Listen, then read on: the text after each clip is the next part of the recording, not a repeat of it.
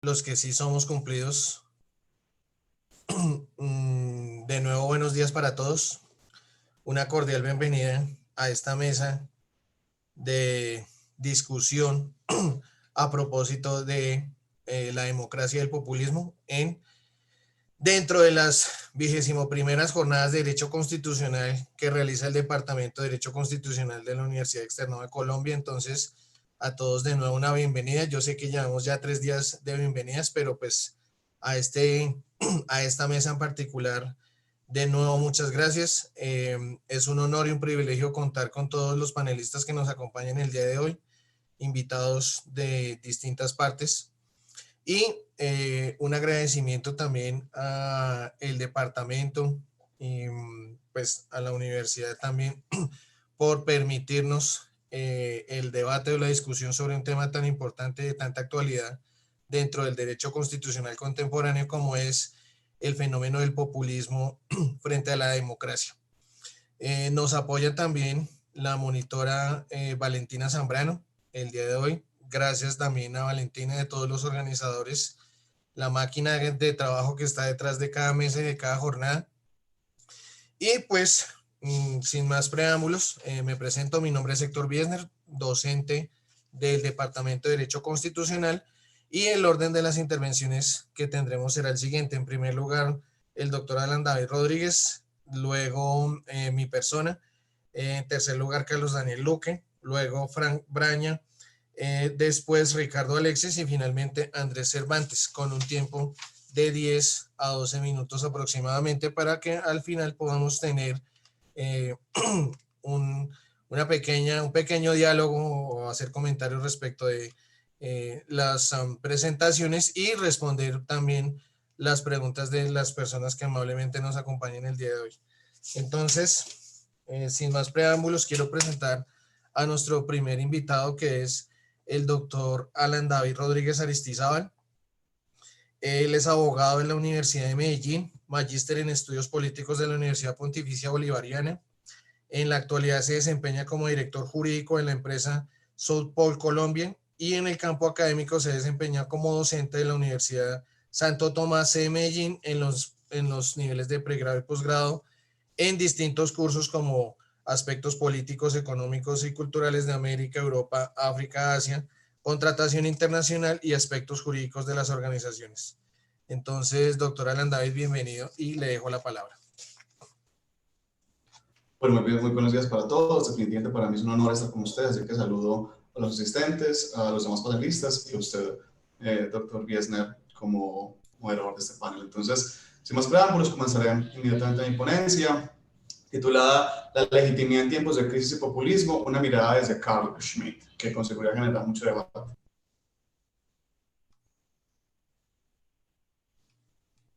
Bueno, estamos en crisis con... Sí. Ahora sí, entonces, estamos en crisis. Esta afirmación, con la que es muy común encontrarnos, tiene su origen en un sentimiento de inestabilidad y desconcierto frente a lo que ocurre tanto en Colombia como en el resto del mundo.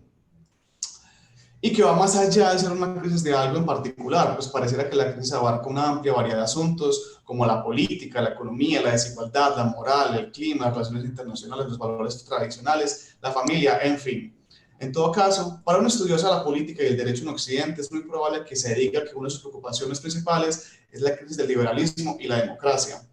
Tan es así que la invitación a este evento se plantea justamente que la democracia representativa se encuentra en crisis.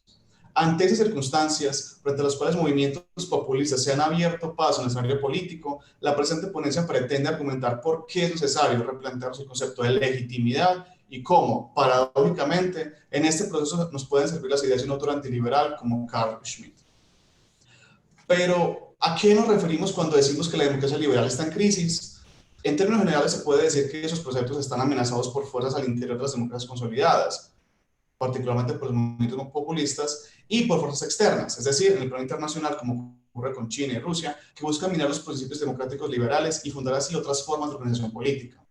De este modo, la democracia liberal se ve afectada tanto desde adentro como desde afuera, situación que nos lleva a esa idea que estamos en crisis y pone el populismo en el centro de dicha crisis. Antes de continuar con el análisis, es necesario hacer un alto en el camino para aclarar el concepto de populismo, porque se tiene diversas interpretaciones, muchas de las cuales tienen connotación negativa, pero aquí, acudiendo a un análisis descriptivo más que valorativo, se adopta la posición en cierto grado neutral que considera el populismo como un estilo de hacer la política, en tanto que se utiliza tanto en la derecha como en la izquierda, y que propone subvertir el statu quo al devolver la voz al pueblo, el cual lo ha perdido en primer lugar frente a partidos políticos tradicionales que no representan verdaderamente los intereses del ciudadano a pie, en contra de lo cual propone una relación directa entre el pueblo y el líder populista, y en segundo lugar, la voz que también ha perdido el pueblo frente a organizaciones multilaterales o estados extranjeros, que en ejercicio de la globalización dictan cómo deben actuar los gobiernos, qué creencias deben aceptar o rechazar los ciudadanos, qué productos comprar, etc. Retomemos ahora la discusión. De cara a las problemáticas actuales, es simple pretender que el problema es causado por factores estrictamente externos a la democracia liberal, pues esos son hitos tan importantes de Occidente que tienden a ser vistos como intrínsecamente buenos y todo lo que se le oponga resulta de manera casi automáticamente como intrínsecamente malo. Para los liberales puede ser de entrada abominable e ilegítimo, palabra clave, elevar cualquier tipo de crítica a un sistema tan racional y bello. Sin embargo, ese mismo sistema se ha quedado atónito al ver cómo movimientos populistas están obteniendo adeptos, al punto que se han ganado elecciones presidenciales como Trump, referendos como el Brexit, y obtenido cruces en los parlamentos de países que hasta hace poco se consideraban como democracias estables. Tal es el caso de Alemania, Suecia y Suiza. Ante este panorama, pareciera que la reacción más sencilla de aquellos quienes pretenden defender la democracia y el liberalismo es, primero, calificar de ilegítimas las pretensiones de estos grupos y, segundo, responsabilizar a un electorado que, ignorante de las bondades de la democracia liberal, termina por dejarse seducir de sus movimientos populistas. Esta actitud, sin embargo, es justamente el problema que quiero resaltar, porque si fuese cierto que esas manifestaciones políticas son ilegítimas, ¿cómo entonces catalogar las victorias de los populistas? Eso trae consigo una gran paradoja para los liberaldemócratas, porque si decimos que los populistas son ilegítimos, se estaría desconociendo la voluntad, paradójicamente democrática, de millones de personas que votan con ellos. Pero si aceptamos que sí son legítimos, entonces cae en una posible contradicción con los valores liberales. Así las cosas, la mezcla entre el populismo y la crisis actual ponen en entredicho lo que tradicionalmente entendemos como legítimo. Para los abogados y juristas, que esta situación resulta compleja de abordar porque tradicionalmente se nos enseña que la mejor forma de legitimidad es aquella basada en la legalidad, según la cual una norma es legítima, o cualquier actuación estatal, en tanto cumpla con la norma de superior jerarquía. Y claro, como la gran mayoría de constituciones en Occidente incluyen preceptos liberales y democráticos, se piensa de manera casi automática que solo aquellas ideas que estén conformes a tales principios de límites al poder y participación ciudadana pueden ser consideradas como legítimas. Este paradigma, descrito a comienzos del siglo XX por Max Weber, ha servido para que algunos lleguen incluso a la conclusión que la legitimidad y la legalidad son lo mismo. Tanto, y esto tanto aplica tanto desde un punto de vista formal como desde uno material.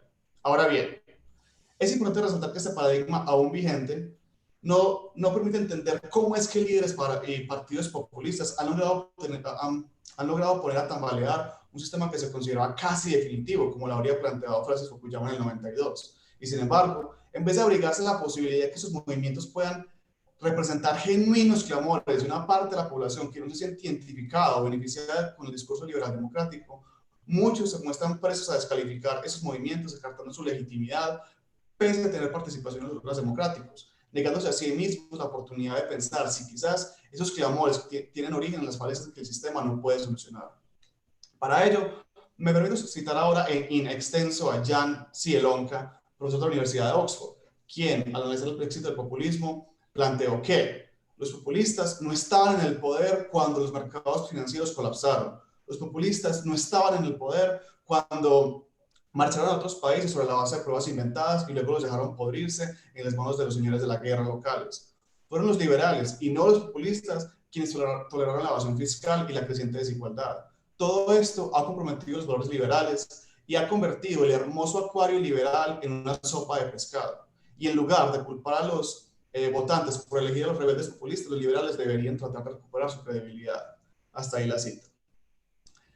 Ante este llamado resulta pertinente desde un análisis de la teoría política y jurídica que ausculte qué aspectos teóricos pueden explicar la inconformidad con las democracias liberales y a sabiendas de que en ocasiones resulta difícil criticarse a sí mismo y aquello que uno defiende, es entonces menester recurrir al contradictor, quien podría señalar las falencias en el sistema, y es allí donde las ideas de Carl Schmitt pueden servir de base para analizar el concepto de aquello que es legítimo. Consciente de la cercanía de Schmitt con el nazismo, aclaro que al retomar sus ideas no pretendo defender sus decisiones, sino más bien extraer de sus análisis políticos aquellos puntos en los que la crítica al liberalismo y la democracia pueden servir de sustento teórico para comprender cómo incluso el interior del populismo puede evidenciarse una forma diferente de legitimidad. Carl Schmitt fue un pensador que vivió de primera mano las dos guerras mundiales y la consecuencia de ambas posguerras, donde la inestabilidad y la crisis eran lo normal, que parece ser nuestro tiempo. La normalidad se volvió la excepción. En consecuencia, los escritos respondían a ese contexto y sus ideas principales las resumo a continuación. Primero, según Schmitt, las democracias liberales caracterizadas por el debate y la búsqueda de puntos medios tienen la peculiaridad que toma tiempo y deliberación y no tienen la capacidad de responder a las situaciones urgentes. En cambio, para Schmitt, el Estado debe propender por decisiones rápidas adoptadas por el órgano ejecutivo para superar la crisis, aún en contra del orden jurídico vigente. De este punto, debe reconocerse que las democracias, muchas veces cargadas de burocracia, terminan por entrar en interminables debates que se ven lejanos ante las necesidades urgentes de la población y, por el contrario, ya hace que se tome preponderancia el órgano ejecutivo. De allí, pues, que esa visión decisionista, centrada en la figura del líder, tenga buena acogida entre muchos votantes. Segundo, de otro lado, Schmitt indica que los partidos políticos tradicionales no representan al pueblo en su totalidad, pues solo representan los intereses particulares de su grupo y, en consecuencia, no tienen la capacidad o el interés de responder al clamor nacional. En cambio, Schmitt considera que el líder carismático que tenga contacto directo con el pueblo sí tiene los elementos para verdaderamente llevar a cabo lo que el pueblo desea. Esta crítica de Schmitt resulta bien interesante en nuestros días, toda vez que las personas no se sienten representadas en los partidos políticos y, en cambio, prefieren líderes fuertes que, antes que responder a los intereses de su partido, trate de representar al pueblo. Tercero, para Schmitt, el liberalismo trae consigo el germen de su autodestrucción, a saber, el pluralismo y la neutralidad valorativa. Al aceptar que posiciones divergentes conviven al interior de una comunidad y se acepten casi todas las visiones del mundo, se impide la formación de una unidad nacional que recoja los valores, historia y orgullo de un pueblo. Es por ello que, en respuesta a la neutralidad valorativa del liberalismo, las personas parecen ahora preferir discursos que sí entreguen juicios de valor y que a su vez les permita reafirmarse como una nación en contraposición a los otros que no pertenecen al grupo identitario. Ahí, por ejemplo, el concepto de lo político del Carl Schmitt. Esto puede ser asociado al renacer de los nacionalismos en varios países, situación que ante la globalización se pensaba cada vez más superada.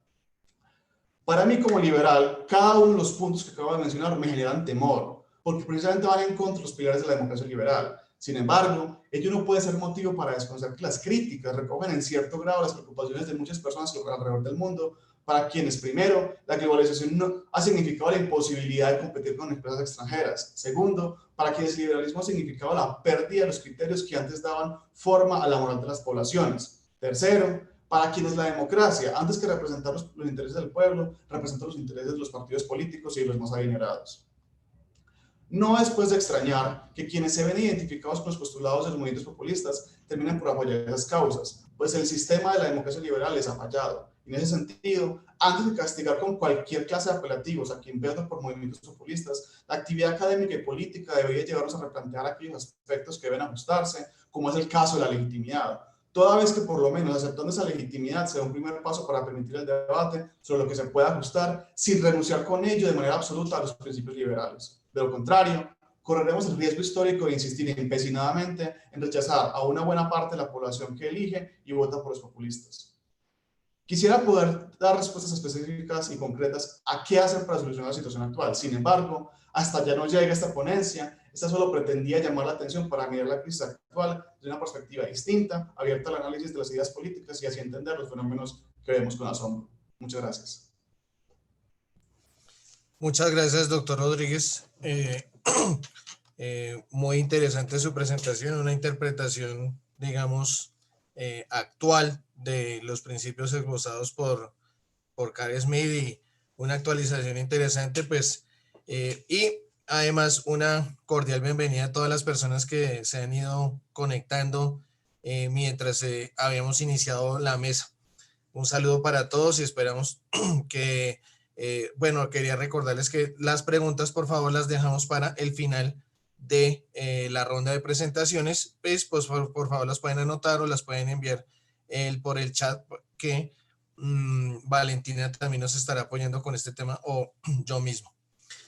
Pues A continuación, como en el día de hoy tuve que jugar el doble rol de moderador y ponente, pues a continuación hago mi parte de la presentación, que es efectivamente, pues inicio con decir quién soy. Mi nombre es Héctor Biesner, soy docente del Departamento de Derecho Constitucional del Externado, abogado. Hice todos mis estudios de posgrado en Francia, hice una especialización en ciencia política, hice 2 maestrías, una en estudios políticos contemporáneos y otra en sistemas políticos latinoamericanos, y pues ya entrado en gastos, hice el doctorado en ciencia política y el tema de mi tesis fue la justicia transicional. También he sido pues asesor de varias entidades públicas, de la Consejería Presidencial de Derechos Humanos y de la Presidencia de la República, de el actual gobierno. Y pues para el día de hoy preparé o hice una presentación a propósito de un concepto general o de un autor que me parece interesante en los últimos años, que es Jan Buruma. Me voy a permitir acá iniciar la presentación entonces.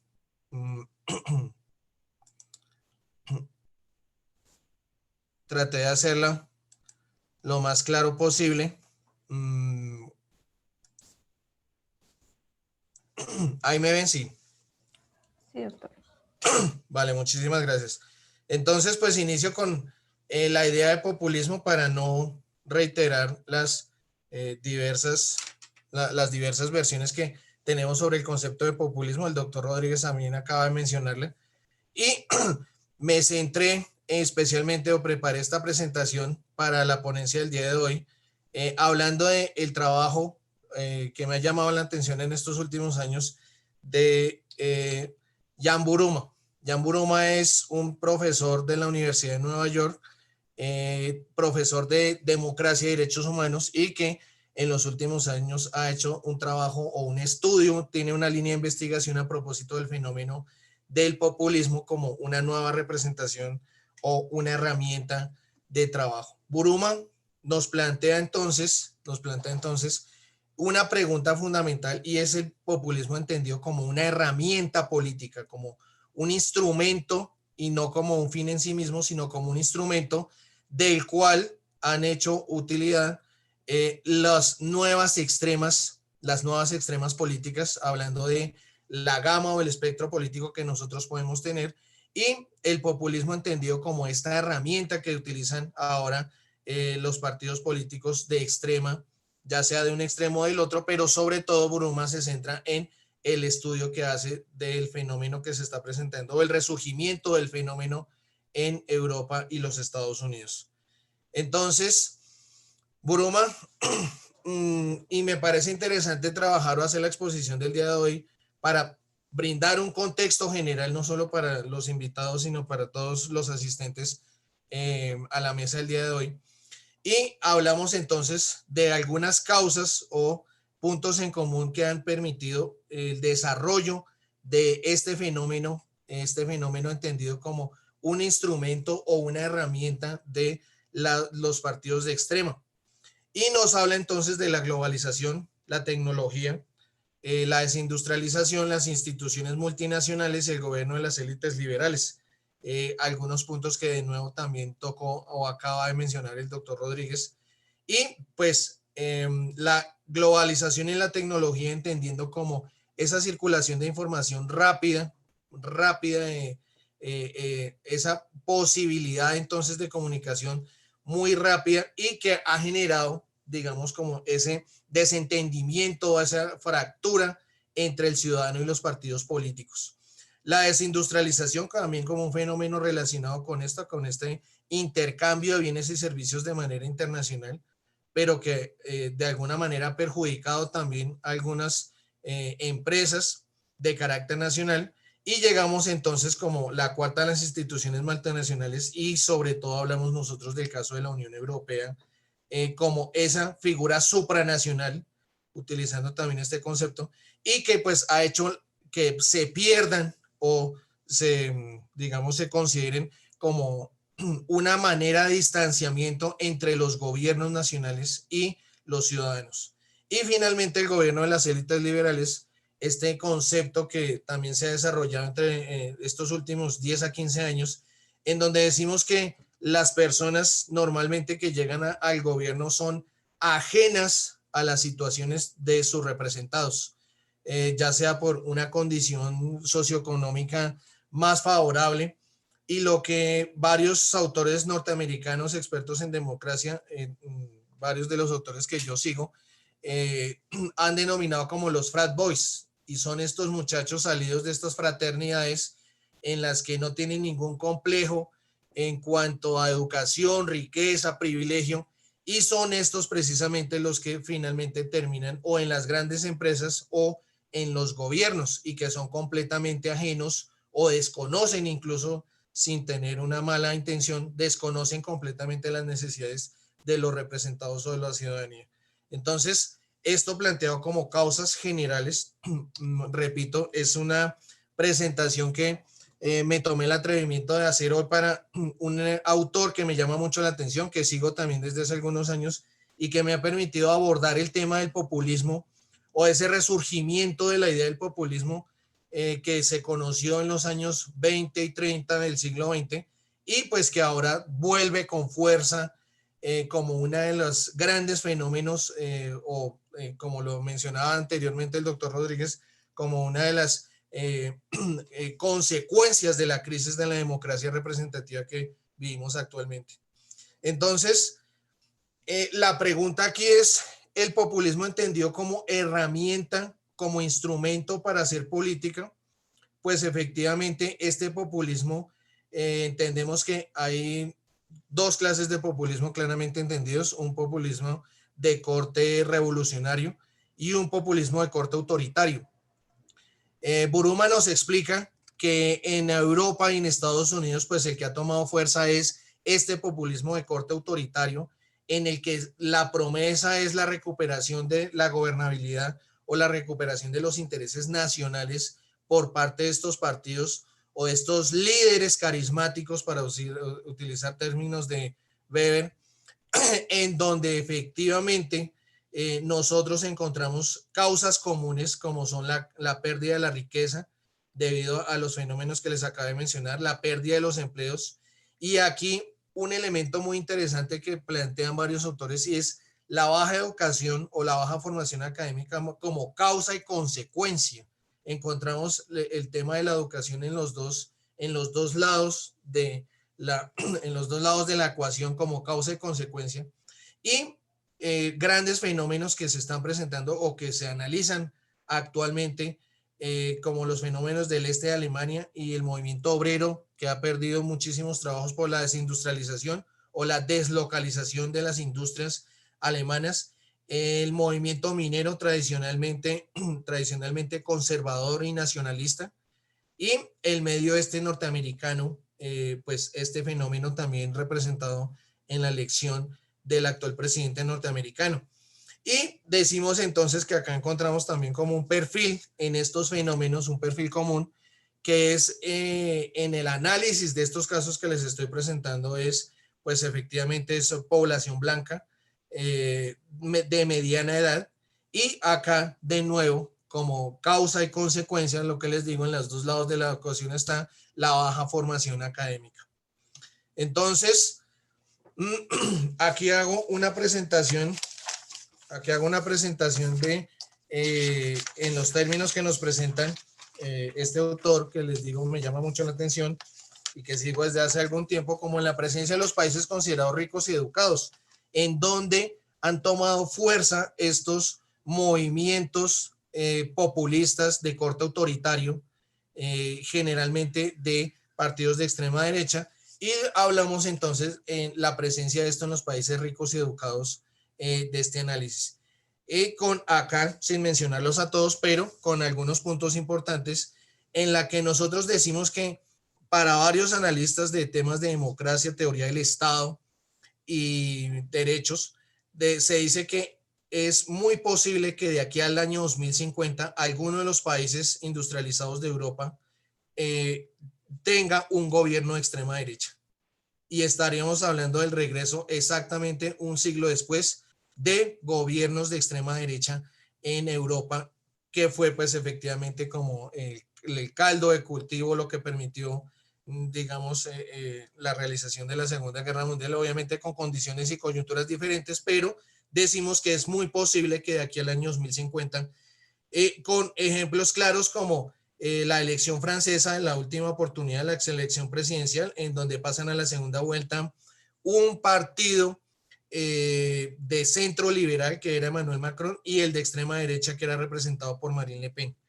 El de Países Bajos, que es uno de los ejemplos más importantes en los que muchos de los teóricos, digamos, por decirlo entre comillas, apuestan que sea el primer país o de pronto uno de los primeros en tener o regresar a un gobierno de extrema derecha, en donde el partido de Foro por la Democracia pues ha tomado realmente mucha fuerza.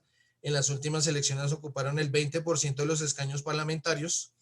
El caso de Noruega, Finlandia, efectivamente, y el de Suiza, como lo acaba de mencionar el doctor Rodríguez, me alegra que nos conectamos en ese punto. El caso Suiza, en donde el candidato Christopher Blocher también fue sancionado. Él ya recibió una sanción por el Tribunal Europeo de los Derechos Humanos por hacer publicidad política racista, una publicidad política abiertamente racista y xenófoba, y en donde fue sancionado, pero a pesar de eso, obtuvo o pudo llegar al Parlamento. Y después hablamos de los casos de segundo nivel, mencionando como el más importante de este resurgimiento del fenómeno populista, del resurgimiento del fenómeno populista europeo, como Italia, el caso de Matteo Salvini, que llega a ser primer ministro, representando la Liga del Norte y apoyado por el movimiento Cinco Estrellas, que son efectivamente los movimientos de extrema derecha italianos. Pues también tenemos el caso húngaro, Polonia, la República Checa y el caso griego, en donde esa extrema derecha tiene una particularidad que es no solo nacionalista, sino también ortodoxa, es religiosa, ultra ortodoxa. Entonces, donde se presenta la democracia como una amenaza, o la democracia representativa como una amenaza para las tradiciones y el statu quo vigente. Esto con un común denominador, que acá lo tenemos, que efectivamente entonces mencionamos, que es la migración, el islamismo, sin entender que es directamente relacionado con los musulmanes, esos son dos cosas completamente diferentes, el terrorismo y la corrupción. Y de nuevo tenemos acá los ejemplos del caso alemán, las leyes sobre cuotas para la migración, en donde la primer ministra Angela Merkel ni siquiera estuvo, la canciller no estuvo de acuerdo, pero por presión parlamentaria tuvo que aprobar estas leyes de cuotas migratorias. En Inglaterra el Brexit, en Estados Unidos pues el discurso de América primero, que incluso el presidente lo sigue utilizando actualmente, y en Latinoamérica todo el fenómeno de la corrupción. Pues grandes críticas a esos movimientos liberales, y con esto concluyo, acá se me acaban los 12 minutos, grandes críticas, pues que esos movimientos liberales se identifican sobre todo en tres puntos importantes: el antirracismo, la igualdad de género y la ecología. Y pues efectivamente esa es la crítica que se hace efectivamente por parte de los movimientos populistas, ¿no? De extrema, los movimientos en donde se dice que el antirracismo entonces permite la migración, en donde las comunidades religiosas tradicionales o más conservadoras critican la igualdad de género en tanto al tratamiento de mujeres y minorías sexuales, y en donde efectivamente la ecología o la protección del medio ambiente pues perjudica el desarrollo económico de los estados. Entonces, estas como las tres grandes críticas que se hacen a esas democracias liberales. Y aquí, ya que me queda un minuto, pues efectivamente comentar que eso es lo que se estudia como el fenómeno sociológico de ese aire de superioridad moral de los movimientos liberales, y que ha sido fuertemente criticado con un ejemplo, y con esto quiero terminar. Nigel Farage, que fue el principal promotor de el Brexit en Inglaterra, siempre le gusta que en las imágenes publicitarias, en las entrevistas, él sale fumando y bebiendo una cerveza, con una explicación, y con este ejemplo termino. Si los liberales o el nuevo movimiento democrático dice que fumar es malo, que tomar alcohol es malo, que hay que cuidar la ecología, pues entonces él hace todo lo contrario. Si nos dicen que fumar es malo, salgo fumando. Si nos dicen que el alcohol es malo, pues lo invito a una cerveza.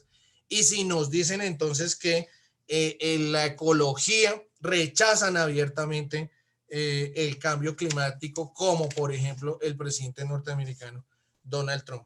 Y pues acá solamente lo quise hacer como una presentación, ya que efectivamente varios de los panelistas desde hoy tocan el tema el populismo en Latinoamérica, y aquí vemos ejemplos entonces de movimientos populistas de corte revolucionario y de corte autoritario en América Latina. ¿Listo? Entonces, acá termino la presentación. Muchísimas gracias a todos y de una vez le doy paso al tercer invitado del día de hoy, que es el doctor Carlos Daniel Luque. El doctor Carlos Daniel Luque es abogado de la Universidad Nacional del Nordeste, Corrientes, Argentina. Es profesor de Derecho Constitucional y docente investigador de la Facultad de Derecho de la Universidad Nacional del Nordeste. Doctorando en el doctorado en Ciencias Jurídicas de la Universidad Católica Argentina. Es o fue asesor de Defensor del Pueblo Nacional Argentino. Fue asesor del Honorable Senado Nacional y también ha sido asesor del Poder Ejecutivo de la provincia de Corrientes de la República Argentina en la Convención Constituyente del año 2007. Entonces, doctor, con muchísimo gusto le cedo la palabra. Bienvenido. Hola, buen día. Muchas gracias. ¿Se escucha bien? Eso. Sí, señor, se escucha bien. Perfecto. Perfecto. Yo voy a correr un poquito el eje a la cuestión un poquito más institucional. Ojalá tengamos tiempo después de discutir el tema ideológico, que es apasionante, y coincido en muchas cosas y en otras no tantas, porque, por ejemplo, hablamos de liberalismo político, me imagino, en principio, y nuestro movimiento constitucionalista, que tiene más de 200 años, los Washington y los Jefferson, eran liberales políticos y eran esclavistas. Entonces ahí hay algo que no está del todo zanjado, digamos. Pero no me voy a meter con ustedes, voy a tratar de decir lo poco que tengo para decir. Y sí, estamos viviendo en un tiempo de erosión democrática muy, muy importante. Se ha dicho mucho en estos 2 días, en estos 2 espectaculares días que han pasado. He escuchado todo lo que pude. Este fenómeno que consiste en la pérdida gradual de los atributos democráticos de un sistema político, ya sea plenamente democrático, como se ha dicho, o imperceptiblemente democrático. Esto en la práctica, su traducción es que la democracia representativa tal como la conocemos, y esto nos pasa, no es la Argentina, es toda Latinoamérica, por lo menos, se está desgastando a niveles posiblemente irrecuperables. Posiblemente irrecuperables, quizás nosotros ya no los veamos. Pero también, mientras ocurre esto, no tenemos la posibilidad de dar ese salto de calidad hacia una democracia participativa, de la que también se ha hablado mucho en estas jornadas, que no logra ser del pie en América Latina. Y no estoy hablando de referéndum, plebiscitos, todo lo que está coordinado o normado por los poderes, los gobiernos. Estoy hablando de otras cosas, estoy hablando de Islandia, Canadá, Irlanda, Australia y las nuevas formas de democracia participativa que de a poco van teniendo éxito, y ahora voy a decir algo más sobre el tema. Yo voy a buscar decir algunas cosas sobre la incidencia negativa del presidencialismo. No hace falta que ahonde mucho, pero bueno, que ha tenido aquí en Latinoamérica, particularmente en la Argentina, y de la mano del presidencialismo, o al revés, lo volvemos a ver al populismo, hoy neopopulismo. Porque también escuché el tema de Schmitt, que decía que los líderes carismáticos, ustedes son latinoamericanos igual que yo, y saben que tenemos caudillos hace 200 años, y más líderes carismáticos que los caudillos latinoamericanos no había. No lo tiene que venir a decir a Schmitt, está perfecto que lo diga, por supuesto, porque asesoraba a alguien importante ese señor, pero algo conocemos del tema. Bueno, el presidencialismo o los presidencialismos latinoamericanos han sido una barrera infranqueable por décadas para cualquier proyecto democrático existente en nuestro continente, para que no se puedan cumplir adecuadamente. Esa hiperconcentración del poder no dejó realizar al constitucionalismo en América Latina. Ocurrió que ensanchados los modelos constitucionales a partir de Querétaro Acá tenemos un compañero mexicano en 1917, Weimar, 1919. Esto es la segunda generación de derecho, como la solemos llamar, los derechos sociales. Nosotros tenemos cartas subnacionales en la Argentina de 1916 con derechos sociales. Y también luego, después de la Segunda Guerra Mundial, donde aparecen los sistemas internacionales, el universal y después, a su tiempo, los regionales de derechos humanos, que introducen a partir de allí ambos movimientos cartas constitucionales tremendamente amplias y generosas sobre derechos, particularmente, o en la parte de los derechos, pero así como amplias y generosas, a la vez incumplibles. Y esto, que es bastante gargareliano, ha sido y será un problema nuclear en el que nos mete el presidencialismo. Esos modelos constitucionales en ningún momento tocaron de manera real y efectiva la parte de esas constituciones que reglamenta el poder. Entonces, todo aquello que era realmente muy bueno, es y será muy difícil de cumplir en tanto y en cuanto no abramos la famosa sala de máquinas de la Constitución. ¿Qué pasa? Una crítica chiquita acá a Roberto, Gargarella, que no me está escuchando. Roberto no sabe cómo abrir la sala de máquinas. Él no tiene la solución. Por eso no hizo la segunda parte de su libro todavía. Ojalá no vea esto y no escuche nunca porque se va a enojar. Él lo único que tiene como solución para el tema del poder es el acceso a la justicia. Y da dos ejemplos: la Corte Constitucional de Colombia, con su tutela, y la acción popular de la Sala Constitucional costarricense. Pero no arrima solución hacia el Poder Ejecutivo o al Poder Legislativo, que son temas mucho más importantes porque hacen a la cuestión de la crisis de la representatividad, hacen a la cuestión de la verdadera erosión de la democracia. Bueno, este sistema presidencial, pero además la vieja y caduca representatividad, porque ir a votar cada 2 años no puede ser toda la representatividad que tengamos, impiden buscar estos métodos que yo hablaba, participativos, modernos y eficaces. Se ha hablado en la jornada sobre modelos que sobresalen, por ejemplo, el tema electoral en British Columbia, en Canadá, la cuestión de Islandia en 2009, y la más interesante de todas, por el tipo de país, Irlanda. Irlanda en 2012, perdón, y 2013, bien digo, y en 2018, reformó su constitución a partir de asambleas generales, muchas de ellas con loterías o elegidos los ciudadanos por sorteos, los ciudadanos que serían parte de una convención.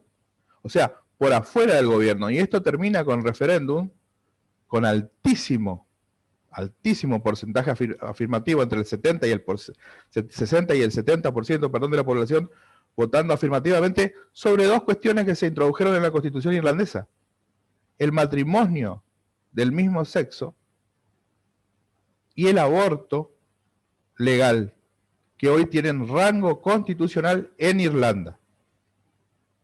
Un país, digamos que, o convengamos que, católico.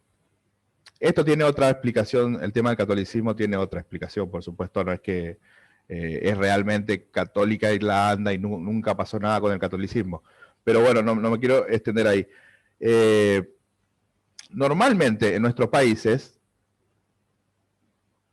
el tema de reformar nuestras constituciones, con suerte, termina en una convención constituyente. Y en el peor de los casos termina decidiendo qué ocurre con la convención o con la reforma nuestro Congreso Nacional. Estamos lejísimos de hacer participar al pueblo, pero muy lejos.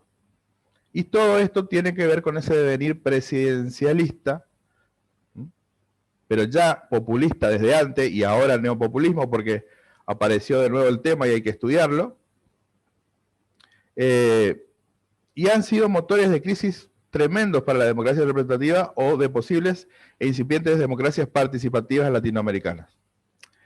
El populismo es un verdadero problema adicional y viene a reconfigurar negativamente la figura presidencial.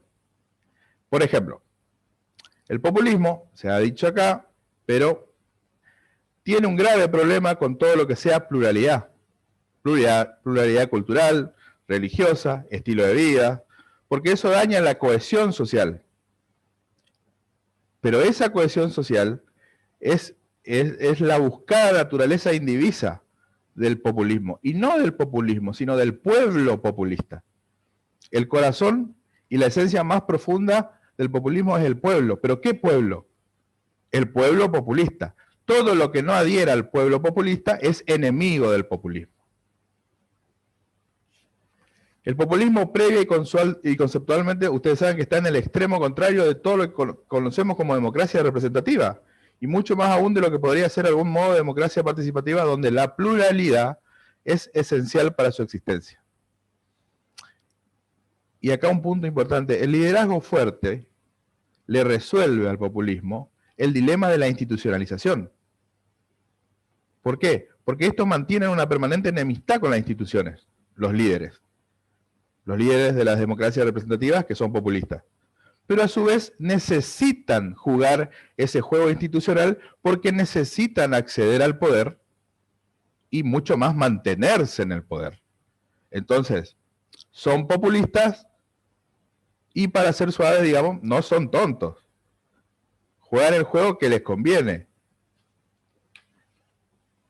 Algunas cositas para no dejar lo que dice el título de mi ponencia de lado, que es el tema del caso argentino, muy rápido, porque esto es más latinoamericano que argentino o que nacional de algún lado. Las razones de la erosión democrática, bueno, yo ya hice, la causa madre es la tremenda crisis de la representatividad. Ahí había unos cuadros que presentaba el doctor Biesmer, y no estaba la Argentina, cosa que me extrañó, porque en Argentina también hay populismo, en toda Latinoamérica hay populismo, en Chile hay populismo, porque Piñera es muy populista.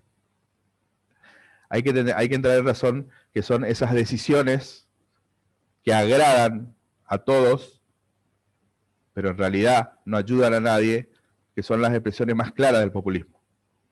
Y cuando un gobernante hace eso, y lo hace pragmáticamente, es más populista que nadie.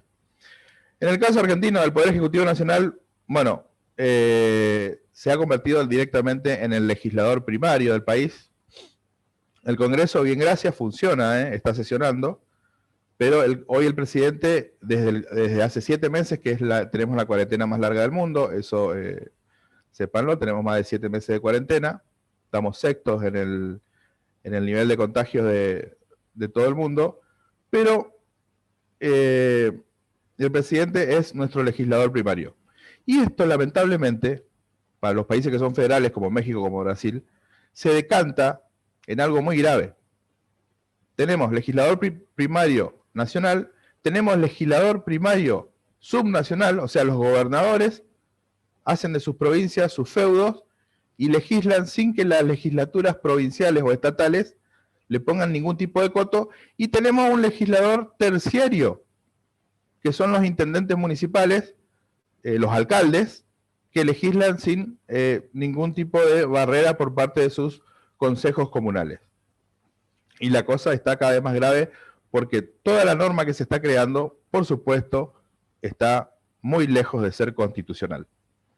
2 ejemplos cortos sobre el Poder Ejecutivo Nacional, 2 decretos.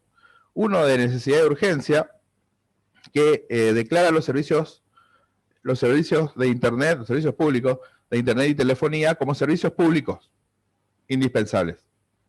El problema es que para poder dictar un decreto de necesidad de urgencia que reforme una ley del Congreso de la Nación,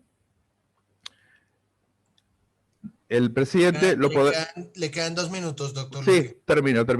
Doy este ejemplo y concluyo.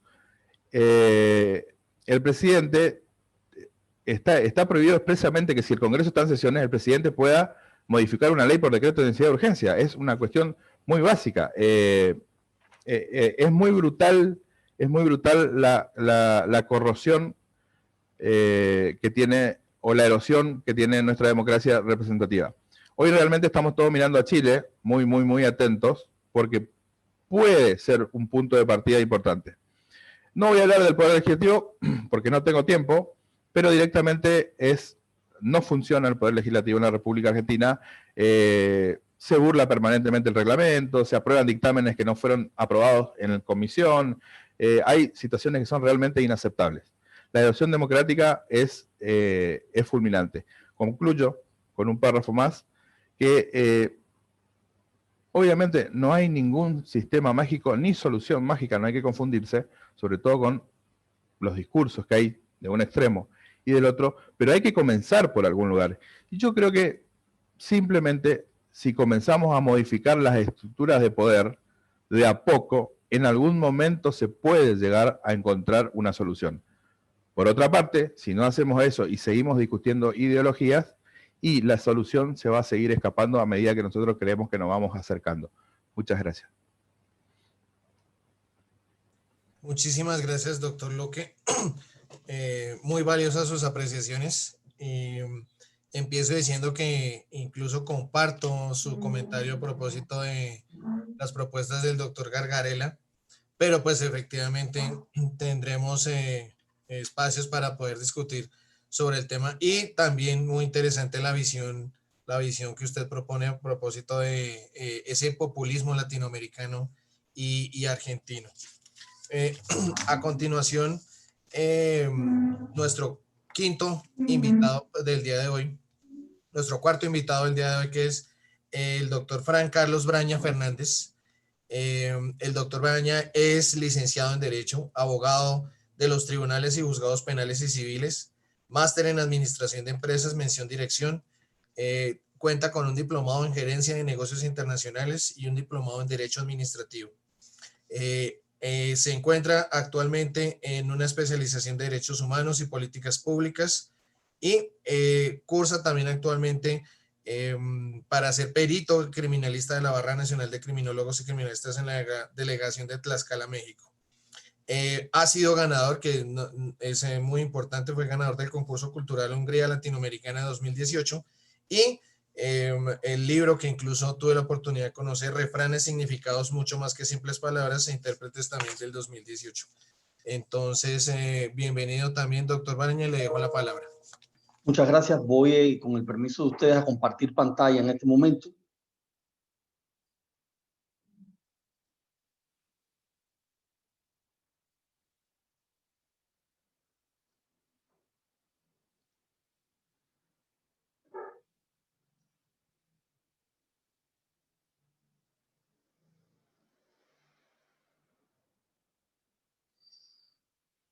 ¿Se observa correctamente? Sí, señor, sí, ahí se observa perfecto. Bien, el tema que vamos a presentar hoy a ustedes no escapa del populismo, no escapa de la democracia, de lo que hemos venido discutiendo en la mañana de hoy. Unos apuntes críticos sobre las asambleas constituyentes y las constituciones. Yo voy a partir de un principio. Las leyes comienzan con la organización y el propio raciocinio que tienen los hombres. Y las primeras manifestaciones de derecho y legalidad que se van a dar comienzan con la propia formación del universo y los diferentes procesos naturales que son regidos por las propias leyes que hacen su aparición. Y todo esto, yo diría que aun cuando por sus nombres y reconocimiento es el propio hombre, el propio ser humano, el que le va poniendo el nombre de constitución, el que le va poniendo el nombre de ley, desde que el ser humano tiene razón, desde que el ser humano quiere satisfacer todas sus necesidades, comienza a formarse el derecho y comienzan a formarse, a mi juicio, las primeras normas constitucionales. Es decir, que en la propia medida que la civilización avanzó y la organización tomó diferentes formas, se hizo imperante un cuerpo legal que aglutinara varias normas y de hecho se planteara con derecho y hecho que la conducta de la sociedad debía tener una línea y que sus actuantes debían regirse por algo. A partir de allí comienza a transitar el largo camino de la Constitución, el largo camino de la constitucionalidad en el mundo y en los diferentes procesos que se han realizado no solo en América Latina, sino en diferentes países. Yo diría que aunque ha evolucionado con el paso de los años y se ha adaptado a las condiciones propias de cada sistema que la emite, una constitución no ha perdido nunca su esencia. Y la esencia de una constitución es que es ley fundamental del Estado y va a definir un régimen básico de derechos y libertades de los propios ciudadanos y los poderes e instituciones, así como la organización política. Y es justo ahí donde vamos después a concentrarnos y vamos a hablar de cómo el populismo afecta justamente el buen desempeño de una constitución. Pero yo quiero ir un poquitico más atrás primero. La primera manifestación que nosotros pudiéramos discutir de lo más parecido a una constitución actual, pudiéramos decir que en la historia está el Código de Hammurabi, por allá por los 1760 a.C., que aunque en realidad se trata de una mera recopilación de leyes, ya comienza a aplicar de forma obligatoria normas, actuaciones, comienza a tratar de regular el caos, comienza a tratar de mantener las pretensiones imperiales de un gobierno, el de Hammurabi, y a partir de allí, con este código, yo diría que comenzamos a ver, pudiéramos comenzar un poco que a tallar lo que es la primera constitución o las primeras normas constitucionales, salvando la distancia. Como preludio a lo que luego sería la modernidad, en el año 1215 se promulga la Gran Carta de Libertades o Carta Magna Británica, un referente internacional, y obliga por primera vez a un monarca, en este caso a Juan Sin Tierra, a limitar su poder ante la presión de la nobleza y ante el Papa, otorgándole amplios derechos justamente a la nobleza y más tarde a los ciudadanos de Inglaterra, con lo que la Constitución comienza en la modernidad, a las puertas de la modernidad, a verse como un instrumento o un elemento a favor del mandante. En América, nuestra primera constitución moderna se va a concretar ya en los Estados Unidos de América, por allá por los años 1787, en los inicios de la contemporaneidad, y va a estar firmada y aprobada por representantes de todos los Estados miembros, y tiene una característica. Yo recordaba un poco cuando el colega anterior hablaba de Irlanda. Tiene una característica de que no fue producto de un sufragio universal, aunque sí ratificada por el pueblo mediante representantes, ese interesante sistema de representatividad que existe en los Estados Unidos. Ahora bien, si partimos de todos los aspectos acotados anteriormente para ubicarnos en la Constitución, en las asambleas constituyentes, ir entrando en una mirada, yo diría que un poco crítica a algunos elementos, vamos a tomar como referencia que al citar a los aristotélicos en Grecia, estos ya mencionaban el imperio existencial de formalizar la democracia mediante algo parecido a una constitución. Es decir, el poder siempre trata de legitimizarse. ¿Y quiénes se van a legitimizar en el poder? Las fuerzas que tienen el poder, que crean esta legitimización para hacerse valedero y para poder al mismo tiempo, valga la redundancia, obtener un poder que le permita actuar. Pudiéramos afirmar categóricamente que es la promulgación de una norma constitucional o una constitución la base piramidal que sostiene toda la estructura política, académica, económica y social en el mundo completo. Cada cual en su espacio, su país, su región, porque hay algunas similitudes. Pero me gustaría preguntar y después pudiéramos un poco que intercambiar con esto con los asistentes, ¿qué tan objetiva y práctica se torna para el ciudadano común una constitución sin llegar a convertirse en una herramienta de dominio y control de la clase dominante? Es decir, hasta dónde realmente el mandante siente que es objetivo, que la constitución lo representa y no que mediante la constitución que él mismo aprueba, lo que tiene es una herramienta que lo controla y que lo domina.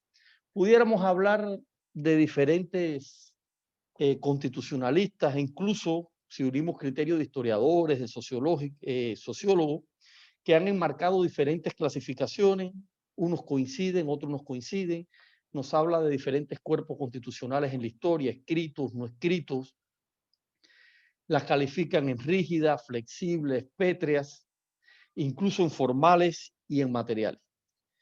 Pero lo más importante no es la clasificación que puedan tener. Lo más importante es cómo se ajustan a los intereses de la clase gobernante y cómo las constituciones que emanan indiscutiblemente en su gran mayoría, yo diría que casi un 99%, de asambleas constitucionales que previamente elaboraron, promulgaron estas constituciones, sirven o no sirven como herramienta de los populistas para llegar al poder, para ajustar al poder y para luego controlar ese poder.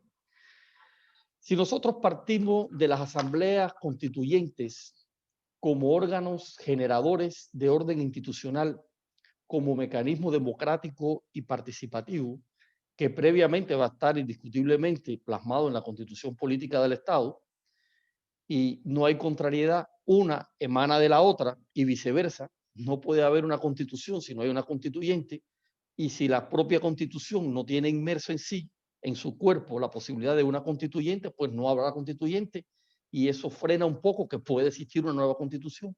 Fíjense ustedes legalmente qué dicotomía hay aquí, que pudiera parecer una contradicción, pero no es contradicción. Pudiéramos estar hablando de que se utiliza desde posiciones democráticas las asambleas constituyentes para modificar reglas y normas de convivencia en un espacio de diálogo, deliberación y concertación. Y las mismas han sido utilizadas en toda Sudamérica en reiteradas ocasiones y contando con diferentes propósitos. Y yo recuerdo un poco asambleas constituyentes en Brasil, 1987. Hubo por demás una época en que se convirtió de moda las asambleas constituyentes. Todo el mundo quería hacer una asamblea constituyente. Todos los partidos políticos, fueran de izquierda, de derecha, querían llegar a una asamblea constituyente para cambiar las cosas, para imponer su propio sistema. Brasil, 1987, Perú, 1979, la propia Colombia, 1991, donde esta es impulsada por fuerzas progresistas indiscutiblemente y apoyadas por estudiantes que buscaban el reemplazo de una constitución centenaria, y en la misma queda abolida la extradición. Paraguay, también 1991, acababa de salir de la dictadura de Stroessner. Argentina, 1994, que adopta nuevos derechos a partir del reconocimiento de jerarquía constitucional a los tratados internacionales sobre derechos humanos, aunque va a mantener como base la Constitución de 1853. Venezuela, 1999. Esta es una constitución que en un principio fue muy avanzada, cuenta con delegados indígenas, cambia el nombre del país, politiza total y completamente el rumbo que podrían llevar los acontecimientos en esa nación. Lo estamos viendo hasta la actualidad, ha llegado. Bolivia, año 2005. Ecuador en el año 2007 con la Constitución de Montecristi. Son ejemplos muy palpables de cómo hubo una época en que Sudamérica tomó de moda, yo diría que comenzó a utilizar todo lo relacionado con las asambleas constituyentes para tratar de cambiar el modelo, para tratar de imponer ese modelo. ¿Qué características tuvieron en su momento todas aquellas constituciones donde parten de las asambleas constituyentes que son promulgadas y aprobadas fundamentalmente por los que estaban en el poder?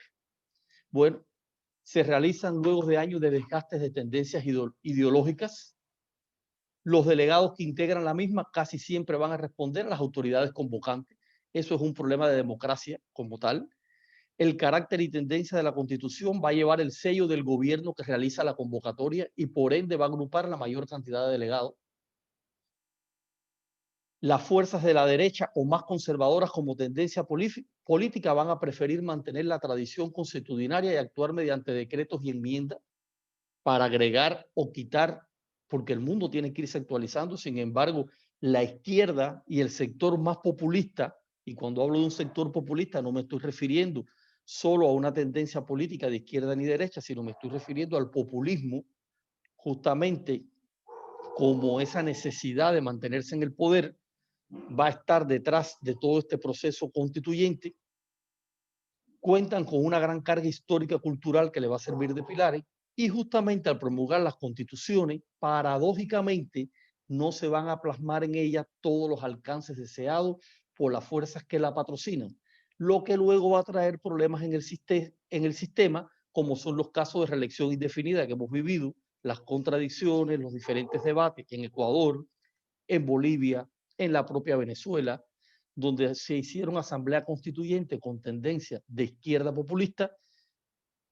En ese momento no pensaron prudente incluir algunos temas y sin embargo Le quedan 2 minutos, doctor Braña.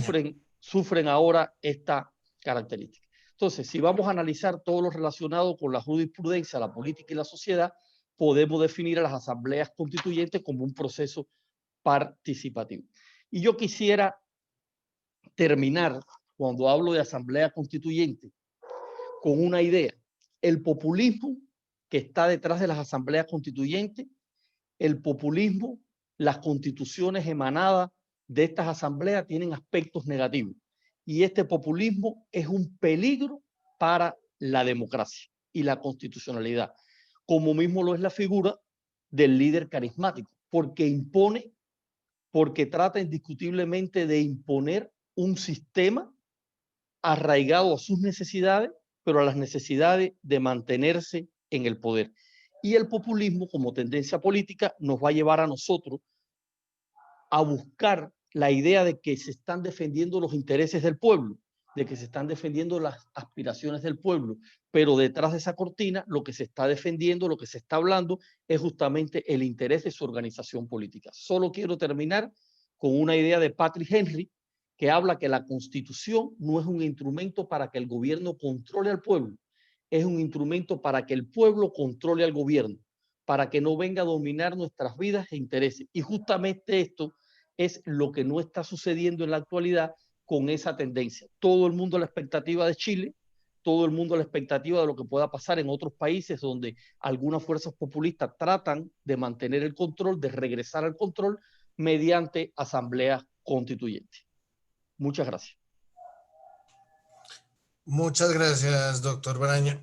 Muy interesante e ilustrativa su recapitulación, y acierta completamente en su opinión, en la que están relacionadas en las más de las veces los fenómenos constituyentes, el líder carismático y el populismo, y empecemos exactamente por los casos latinoamericanos. Entonces, sin más, le doy paso a un amigo de la casa muy querido, muy recomendado también, el doctor Ricardo Alexis Uvalle Aguilera. El doctor Uvalle es abogado investigador mexicano, especialista en Derecho Constitucional, doctor summa cum laude por el Instituto de Investigaciones Jurídicas de la UNAM, y además sus líneas de investigación son el derecho constitucional, el derecho institucional, los órganos constitucionales, y ha impartido clases y conferencias en distintos congresos nacionales e internacionales como México, Argentina, Chile, Colombia, Corea del Sur, España y Estados Unidos. Es un gusto, y además, como un grato amigo de la casa, una bienvenida al doctor Uvalle. Entonces le dejo la palabra. Muchas gracias, doctor Wisner. Muchas gracias a la Universidad Externado de Colombia, que yo la considero una segunda casa, al Departamento de Derecho Constitucional y, por supuesto, a Gonzalo Ramírez por su magnífica organización. Sin mayor preámbulo, quisiera yo comenzar explicando un poco en qué va la exposición que planteo platicar con ustedes.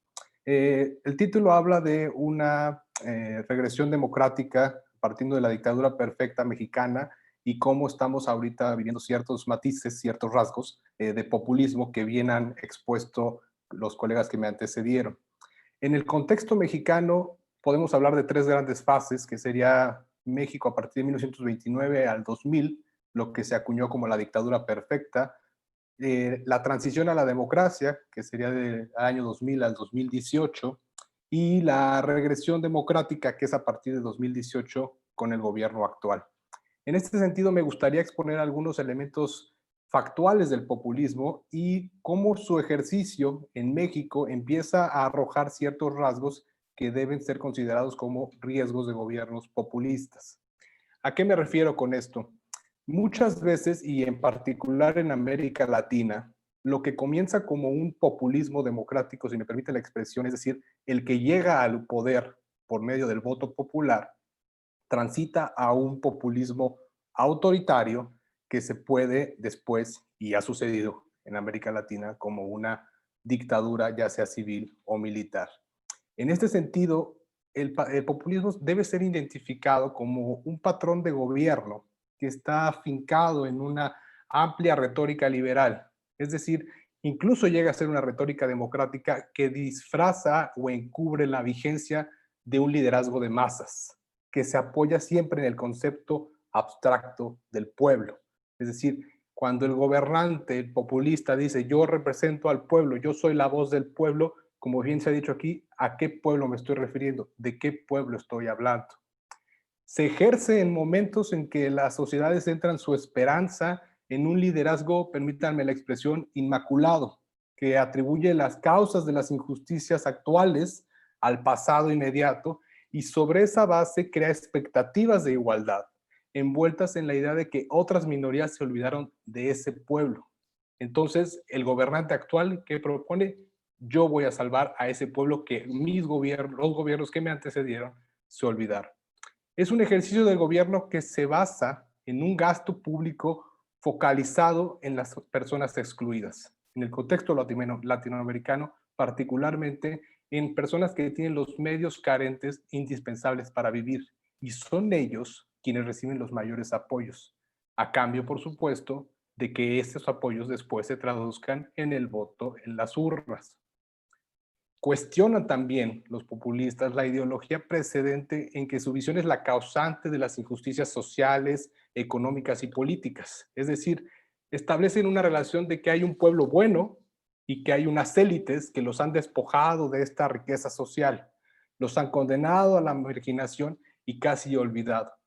Al populista le gusta polarizar, al populista le gusta dividir y lo logra con base en ese discurso, en esa idea de decir, a ustedes que los han olvidado, yo vengo a salvarlos y las élites que están beneficiadas por los viejos regímenes, vamos contra ellas. En este sentido, los populistas pronuncian discursos demagógicos para ocultar a sus partidarios fines de su gobierno. Los centralizan y crean un temor entre la población con los aparatos de poder. Los utilizan con fines de lealtad personal incondicional. Es muy común que al populista no le guste que alguien lo contradiga, que alguien no esté de acuerdo con su manera de ejercer el poder y muy probablemente si forma parte de su gobierno al día siguiente ya no esté y si no forma parte de su gobierno va a utilizar todo el aparato estatal para eliminarlo. En el sentido del juego del poder, lo centraliza, lo ejerce y no es partidario de ningún contrapeso, como bien se ha dicho aquí.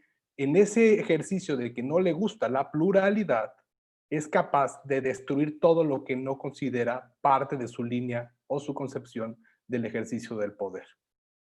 En ocasiones, y esos son rasgos que empezamos a ver en México, invocan un lenguaje religioso para empezar a crear un ambiente de fraternidad y concordia entre los humanos, que sea consecuente con la creencia de que con palabras o a partir de pensamientos universales se alienta la igualdad celestial para encubrir con esto los resortes del poder.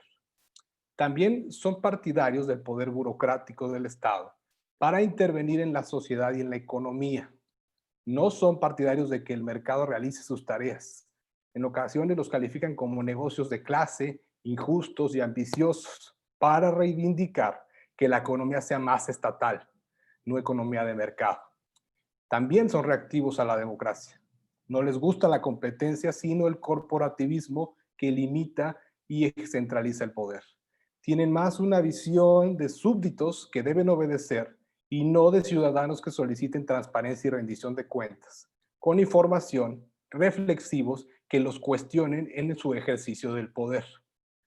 Por lo general son administradores de los ingresos y gastos ineficientes, responden más a las demandas en razón de apoyos electorales y no del análisis de política pública que suma costos y beneficios de acuerdo con una visión de recursos escasos. Es decir, gobernar implica saber administrar recursos escasos. El populista dice, esos recursos escasos yo los voy a administrar para mis grupos de poder, para mis grupos de apoyo. Los demás, no importa si yo hago más pobre al país, en aras de que la gente a la que yo estoy comprometida a satisfacer mejore sus condiciones de vida. Lo que pasa es que siempre, tarde o temprano, ese dinero se va a terminar. En una lógica también de visión no conforme con otros poderes, considera que la burocracia en algunos casos es devoradora de recursos. Por eso propone achicar al Estado. Tiene o los califica como privilegiados, como una casta, y les aplica restricciones bajo el temor de despido para asegurar su lealtad y colaboración de las tareas y proyectos y políticas estatales. Detenta el poder sin restricciones para someter a los demás poderes y jurisdicciones del Estado. Merma su autonomía, disminuye los pesos y contrapesos, relaja la rendición de cuentas e invoca que solo responde al pueblo nuevamente abstracto. En este sentido, el poder del populista o el populismo no distingue entre el poder del Estado y el poder del gobernante. Para él es lo mismo. Él se asume como un patrón de gobierno deseado, esperado, magnificado y hasta faraónico. La figura es el caudillo y no el estadista, el líder y no la autoridad constituida, el jefe y no la investidura que detenta. Decide a partir de criterios burocráticos, electorales, políticos y con obediencia plena a su palabra. El unidiario tiene una doctrina y un discurso y programas. Se erige como un ser inmaculado. Él nunca miente. Cautiva, atrae, coopta y manipula para tener el control más estricto de la vida en su conjunto. Le incomoda la prensa crítica, las protestas de los empresarios y de los grupos que solicitan la reivindicación de los derechos civiles y sociales. Proclama que la única justicia económica es la que garantiza el Estado y no el mercado, la burocracia y no la competencia, la ley y no las constituciones. Incluso la ley le estorba. Todo esto se los he dicho en un panorama abstracto, en un panorama de identificar características que están existiendo actualmente en México. Y yo lo que dejaría sobre la mesa es que a partir de este ejercicio del poder que se está llevando en México desde hace 2 años, tenemos ciertos riesgos, tenemos ciertos matices de que este líder que hoy nos gobierna está convirtiéndose y poco a poco traduciéndose de un populista que llegó por la vía democrática a un populista, como lo ha definido el Financial Times, autoritario. En este sentido, también es importante destacar, como se ha destacado en esta mesa, por qué el populismo llega. Llega porque fallan las democracias. El ejemplo más claro que todos tenemos es, por ejemplo, la República de Weimar, que Weber muy bien estudia. Hay fallas como el desempleo, la desigualdad, la corrupción, la especulación, que golpean a la economía. Y cuando fallan estas políticas públicas, el populismo se erige, porque seduce con la doctrina, yo puedo contra todo eso. Hay un desencanto general en América Latina y en el mundo por el liberalismo y por la democracia. Y es un síndrome que no necesariamente se traduce en que el populismo convenga por combatir la ineficiencia, sino por una crisis fiscal del Estado. Hay errores en las tomas de decisiones y hay errores en política pública. Esto daña la economía y la sociedad. Y en conjunto las fallas del gobierno permiten el levantamiento de gobiernos populistas como el día de hoy tenemos en México. Muchísimas gracias por su tiempo. Muchas gracias, doctor Ricardo, muy amable. Muy interesante la visión o el abordaje que hace de la visión del populismo desde la administración pública y las políticas públicas. Es algo que a veces no se tiene muy en cuenta, pero que refleja claramente cómo puede ser el desempeño de un gobierno populista. Entonces, ya le dejo al sexto invitado. Lo escuchamos al doctor Andrés Cervantes Valerazo, que es profesor de Derecho Constitucional de la Universidad Pompeu Fabra de Barcelona doctor por la misma universidad con una tesis sobre justicia transicional y con maestrías en Derecho Constitucional de la Universidad de Valencia y en Ciencias Jurídicas Avanzadas de la Universidad Pompeu Fabra también. También es profesor en la Universidad de Espíritu Santo de Ecuador. Entonces, doctor Cervantes, sin más preámbulos, bienvenido una vez más y le dejo el uso de la palabra. Muchísimas gracias, doctor.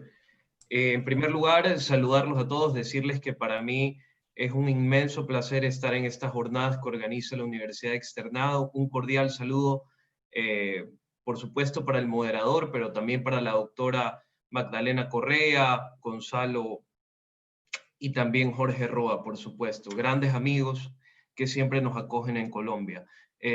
Si no les molesta, voy a compartir rápidamente unas diapositivas. Les agradecería mucho si me pueden confirmar que se ven correctamente. Sí, doctor, perfecto. Ahí lo vemos perfecto. Bien. Todos ustedes han hablado sobre temas sumamente interesantes desde la perspectiva general del populismo. Yo voy a tratar de aterrizar un poco la cuestión, más bien a una práctica que se está volviendo bastante común. Inicio con mi cronómetro. Voy a tratar de ajustarme a los 10 minutos, y es la idea de que existe un derecho humano a la reelección presidencial. Y bueno, yo estimo que este es un tema importante porque Colombia ha sometido a la Corte Interamericana una opinión consultiva preguntando dos cosas. Pero antes de ir a la opinión consultiva, yo quisiera, en primer lugar, destacar que la cuestión de la reelección presidencial indefinida es sumamente interesante. Alexander Hamilton, padre fundador de Estados Unidos, defendió en El Federalista la reelección presidencial indefinida. La defendió. De hecho, se tuvo que enmendar en 1947 la Constitución de Estados Unidos, la enmienda número 22, para establecer los límites a la reelección. Entonces, ¿cuáles son los argumentos en general? Bien, los líderes generalmente populistas argumentan que en los sistemas parlamentarios, pues, no existen límites para la reelección del jefe de gobierno. También se suele argumentar que se amplía el derecho a elegir y a ser elegido.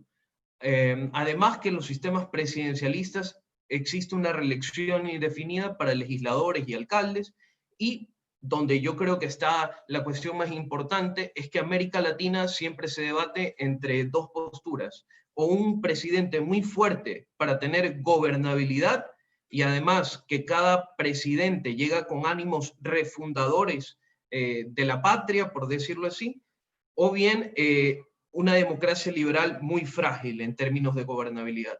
Entonces, si nosotros vemos el gráfico 1, vamos a ver que desde 1984, pues comienza un periodo de cambio también constitucional en el que aumentan los textos normativos que permiten la reelección presidencial inmediata e indefinida. Y es una tendencia que se va a mantener hasta hoy. Cuando nosotros hablamos de los tipos de reelección, pues tenemos que tener en cuenta que hay muchos modelos, desde la prohibición absoluta hasta la reelección indefinida en el otro término o en el otro polo, y en el intermedio tenemos la reelección diferida y la reelección inmediata. Juristas de mucha actualidad como David Landau han propuesto, y digamos la evidencia empírica lo acompaña, de que la mejor regulación constitucional es permitir la reelección pues indefinida, pero con periodos de alternancia, es decir, que no sea inmediata, porque esto puede evitar quiebres democráticos y más bien institucionalizar pues al populista para que no salga del régimen constitucional.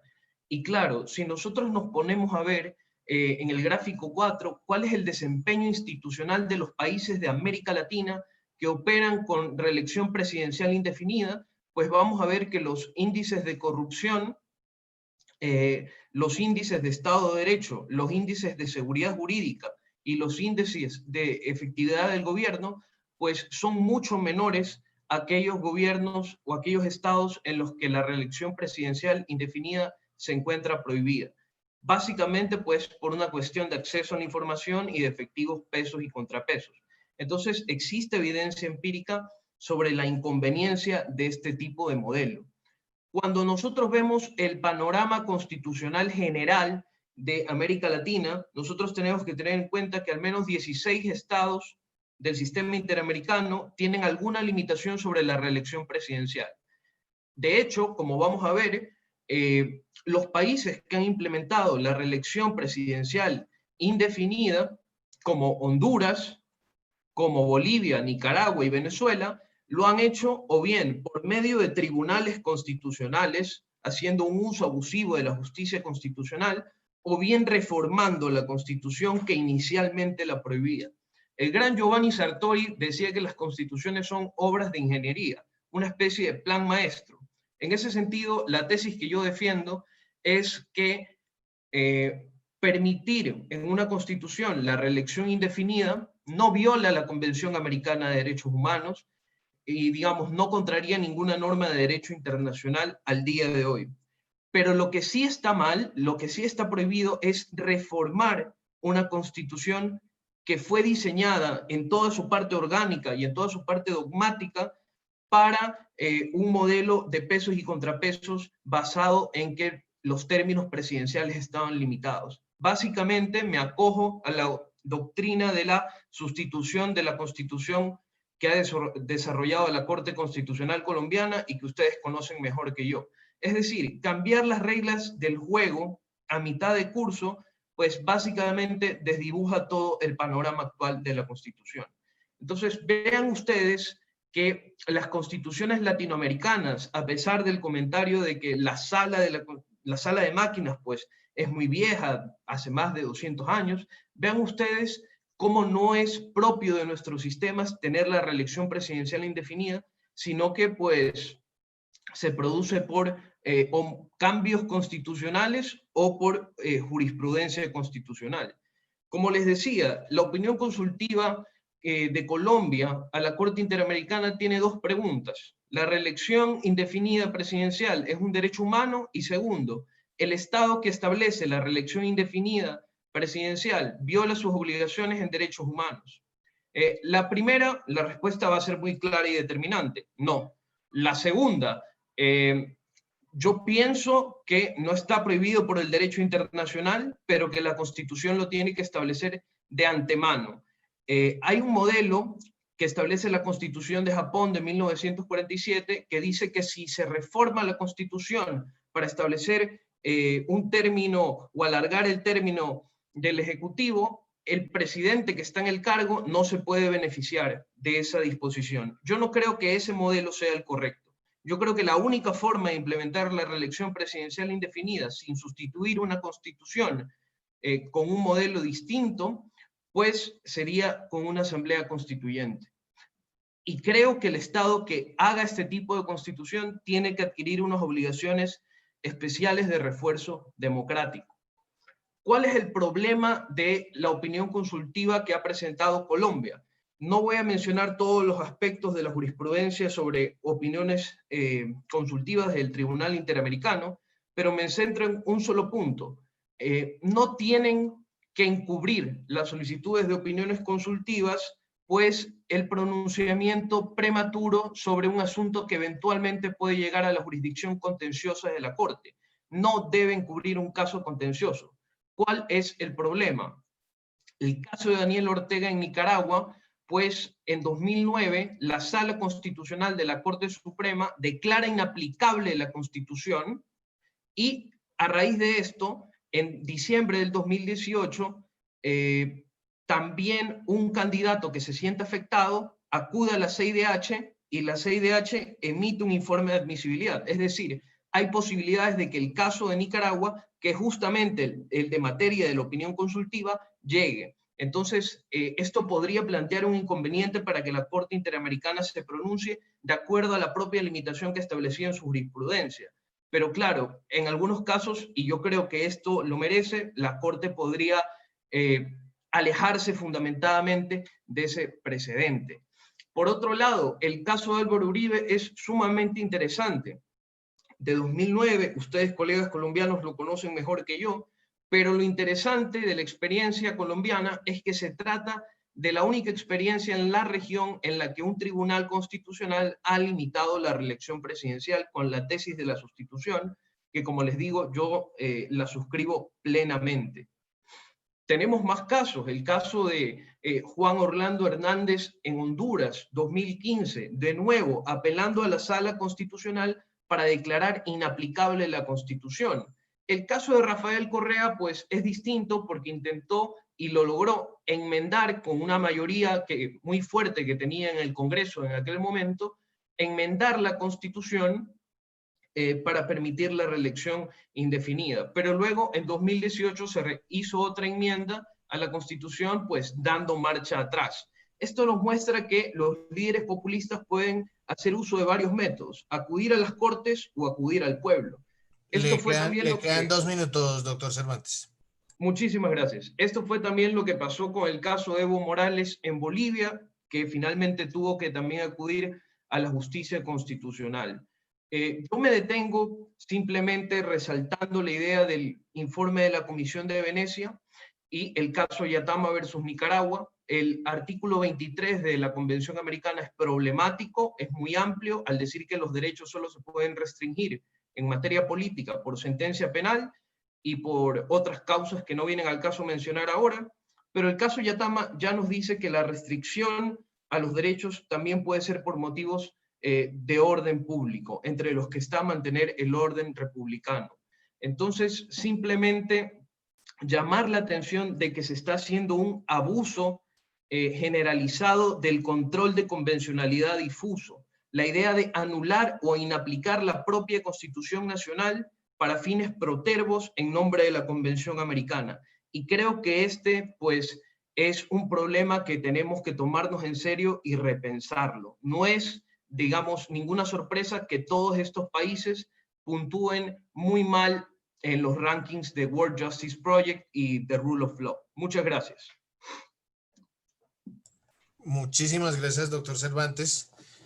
Entonces, rápidamente quisiera preguntarle a Valentina si tenemos preguntas en el chat. Creo que en los participantes hace poco habían levantado la mano, pero no pude observar bien quiénes habían levantado la mano. Pero igual, por lo menos, pues no puedo desaprovechar la oportunidad de tener acá a todos los panelistas, de la calidad y la condición de los panelistas que nos acompañan el día de hoy. Preguntarles de manera transversal y como, digamos, colofón de esta mesa, desde la perspectiva de cada uno, para que hagamos una breve ronda de participaciones, cada uno de 2 minutos. ¿Por qué decimos entonces que el fenómeno de la corrupción ha fomentado el populismo en América Latina? Quisiera que efectivamente, como lo mencionaron varios de ustedes, es en América Latina precisamente donde se habla del gran fenómeno de corrupción, sin decir que en otras latitudes del mundo no se presente, pero como gran ejemplo de esta situación en Latinoamérica. Entonces, inicio en el mismo orden en que les pregunté, para que el doctor Rodríguez nos hable, cada uno desde su propia perspectiva, ¿por qué decimos entonces que la corrupción como elemento que fomenta ese populismo? Y el gran ejemplo que tenemos en Latinoamérica, que es eso de Odebrecht, en la que ya se comprobó que participó casi en todas, o por no decir en todas, las campañas presidenciales de los últimos 8 años. Entonces, 2 minutos, doctor Rodríguez. Bueno, muchas gracias. Muy interesante la pregunta y me gustaría decir que concuerdo con el doctor Luque que el caso particular del populismo en América Latina es bien curioso porque tenemos populismo desde hace muchísimo tiempo, casi que desde la fundación de nuestros estados, el populismo ha estado presente, en particular con el caudillismo. Entonces es bien particular porque, de hecho no lo mencioné, pero siempre es interesante pensarlo, que qué curioso que apenas ahora que se ve el resurgimiento del populismo en los países europeos y en Estados Unidos, ahí sí nuevamente están en el foco de discusión, cuando en América Latina nunca hemos salido del populismo. Entonces creo que es una situación bien complicada. Y particularmente la pregunta que usted me hace de cómo la corrupción ha fomentado el populismo, creo que en América Latina es un círculo vicioso, porque hemos tenido gobiernos populistas que son justamente corruptos y que tienen sus dificultades, y que cuando llegan por otros tipos de gobiernos que de pronto no son tan populistas, igual también hay corrupción. Entonces nuevamente surge esa idea de la necesidad del populismo para refundar la patria, como alguno de ustedes lo mencionaba. Entonces, el caso particular de América Latina, como lo mencioné, es bien particular, y que fomente, que la corrupción fomente el populismo, sí y no. Entonces creo que habría que hacer un análisis desde el punto de vista de la historia de América Latina y así puedes determinar qué tan sencillo de afirmarlo. Entonces, desde mi punto de vista, reitero, no me podría, por así decirlo, definir por decir que sí o no, porque justamente derivado del círculo vicioso, pues el populismo ha generado corrupción y la corrupción de los populistas también genera populismo. Entonces, creo que el problema de América Latina es más de fondo en cuanto a sus estructuras de participación, sus estructuras de organización, y de allí que la corrupción, si genera populismo o no, solamente un pedacito de un problema que hay muy radicalmente en nuestra región. Muchas gracias. Muchas gracias, doctor Rodríguez. Le dejo la palabra inmediatamente al doctor Luque. Es muy interesante la pregunta. Lo que ocurre es que, como bien decía Ricardo, la corrupción es básicamente la estructura del populismo. Y es un círculo de nunca acabar. Yo quiero decir algo que pasó por ahí. Andrés dijo que estaba de acuerdo con la reelección indefinida, que no tenía problemas con la reelección indefinida. Me pareció escuchar eso. Me pareció que dijiste eso, sí, en tanto y en cuanto no se reformase la Constitución como ya estaba prevista con sus pesos y contrapesos. Si estoy equivocado, ¿por qué? Porque la reelección indefinida también es otro motor del populismo.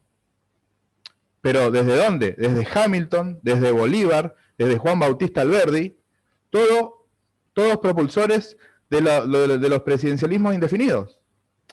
Esto, como bien se ha dicho y se va a volver a decir, nos lleva más que a el abuso del poder, a la concentración, a la corrupción, y con eso un populismo detrás de otro. Yo creo que de nuevo, la corrupción es el núcleo, es nuclear para que el populismo o el neopopulismo, o como lo querramos llamar, siga existiendo. Tendría que haber una cosita del sistema de partidos. Tendría que haber una regeneración importante. A mí me dijeron, no hay más partidos políticos. Yo les quiero recordar que en Alemania, Angela Merkel gobierna por una coalición de partidos políticos. Alemania es Alemania por la coalición de partidos políticos que existe. Entonces, algo bien habrá hecho, o algo bien habrán hecho. Si hay algo que está bien, no está del todo mal tratar de simularlo. Pero sigo en la conversación. Gracias. Gracias, doctor Luque. Escuchamos al doctor Braña. ¿Qué me parece? América tiene un serio problema y es el caudillismo. América desde sus mismas raíces está basada, sustentada sobre el caudillismo, sobre ese líder emblemático, sobre esa personalidad que se describe muy bien en los libros de sociología. Y el populista necesita llegar al poder. Y para llegar al poder necesita dinero. Para llegar al poder necesita prometer. Para llegar al poder necesita dar una impresión de que el que estaba anteriormente no había hecho nada. Y entonces se comienza a jugar con los estados de bienestar. Pero después que llega al poder tiene que cumplir. Tiene que cumplir y ahí comienza el círculo vicioso. Y tiene que cumplir porque entonces hizo compromiso. Hizo compromiso para tener su dinero, hizo compromiso para tener su sobra, hizo compromiso para poder acceder al poder y tiene que pagar esos compromisos. Y es lo que ha venido pasando con Odebrecht. Entonces tenemos un empresariado que muchas veces es inteligente, incluso juega más a la política que el propio político, sabe dónde apostar, sabe a dónde llegar y sabe después con qué mecanismo tocar la mano. Incluso, fíjense, esto de Odebrecht nos ha dejado una enseñanza a todos. Yo diría que sí, que Odebrecht se logró infiltrar casi que en el 99% de América. Sin embargo, hoy Marcelo Odebrecht ya está prácticamente libre con su fortuna y los políticos andan huyendo porque le deben a la justicia. Fíjense ustedes hasta en qué momento nosotros pudiéramos decir que el populismo necesita del empresariado, ahí cae el círculo de la corrupción, pero al mismo tiempo después el empresariado muchas veces sale del problema y se queda el político con el problema. Ahí me parece que es donde comienza ese entramado. Y solo una acotación, que sería muy bueno para otra mesa de trabajo muy interesante un día. América Latina no podrá salir adelante si no rompe el estigma del caudillismo y del líder carismático. América Latina necesita avanzar en función de una democracia participativa pero real. Real. Gracias. Gracias, doctor Braña. De inmediato al doctor Ovalle. Muchas gracias. Yo creo que, contestando a su pregunta, como bien se ha dicho, el populismo y la corrupción, yo creo que son un binomio que hasta ahorita en América Latina, al menos quizá en algunos estados globales, es indisoluble. Y uno nutre al otro. El populismo, la corrupción es causa y consecuencia del populismo. Y también es importante destacar en este sentido otro elemento que va de la mano con esta estructura de forma de ejercer el poder en América Latina, la impunidad. Hay corrupción, lo cual deviene en prácticas contra la ley, contra la Constitución, pero si el propio aparato estatal no es capaz, uno, de identificar estas conductas, dos, de sancionarlas, tres, de castigarlas y mostrar que no se van a permitir, pues entonces va generando y va alimentando y va proliferando que el que venga lo vuelva a hacer. El populismo se alimenta de estas, capitaliza las fallas de gobierno de sus antecesores, capitaliza el incumplimiento de las necesidades básicas y capitaliza la impunidad. Se nutre de esta y por lo tanto, mientras no logremos, como bien se dice en las mesas anteriores, no logremos erradicar en la medida de lo posible la impunidad contra las prácticas de corrupción, América Latina seguirá en donde se encuentra. Muchas gracias. Gracias. Y finalmente el doctor Cervantes. Muchas gracias. Primero quería hacer una aclaración. Yo creo que hay que separar, digamos, lo que uno piensa de lo que el derecho efectivamente dice, ¿no? Entonces, ¿estoy, Andrés Cervantes, de acuerdo con la reelección presidencial indefinida? No, por supuesto que no. Pero la pregunta es otra. ¿El derecho internacional público o el derecho internacional de los derechos humanos prohíbe o existe una regla en el sentido de prohibir que un Estado tenga reelección presidencial indefinida?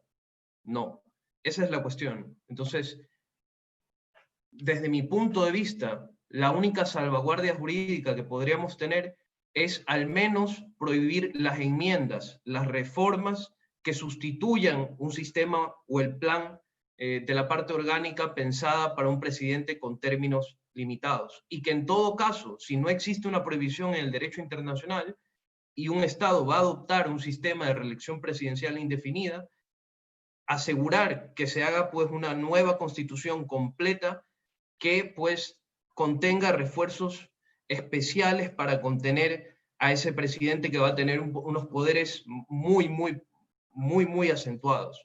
Entonces, digamos, esa es la panorámica jurídica. Y por supuesto, estoy totalmente de acuerdo que grandes problemas para toda Latinoamérica son la corrupción, la impunidad, el caudillismo.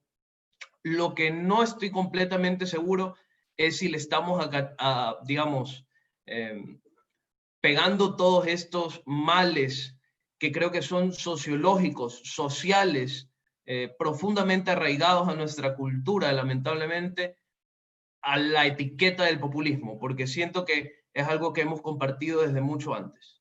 Gracias. Vale, muchísimas gracias.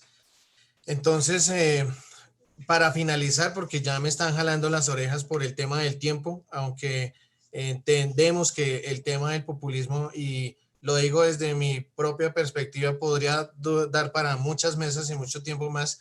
Agradezco profundamente y muy sinceramente la participación y la opinión de los 5 panelistas, apreciaciones muy finas, realmente donde pegamos ciertamente en aspectos que nos atañen a todos como latinoamericanos, y pues que efectivamente les comento que la mesa queda registrada o queda grabada dentro de las jornadas para que después la queramos reproducir o la queramos ver nuevamente. Quiero finalizar de verdad agradeciendo a toda la organización, a la universidad, a la doctora Magdalena, Gonzalo, que fue el organizador, y la doctora Soraya, y la participación de nuestros 5 panelistas y a la amable audiencia. Alcanzamos a tener 90 participantes en la mesa de hoy, lo cual me parece un muy alto rating en comparación con las demás mesas, y también luego también con mucho orgullo, 90 participantes. Y de nuevo le agradezco el tiempo y el compromiso a los panelistas y el tiempo y la participación a todas las personas que nos acompañaron en la mañana de hoy. Entonces, de nuevo, muchísimas gracias a todos y también no un adiós, sino un hasta pronto, tanto para los panelistas como para los participantes. Entonces, un abrazo fraternal para todos y hasta luego. Hasta luego y muchas gracias.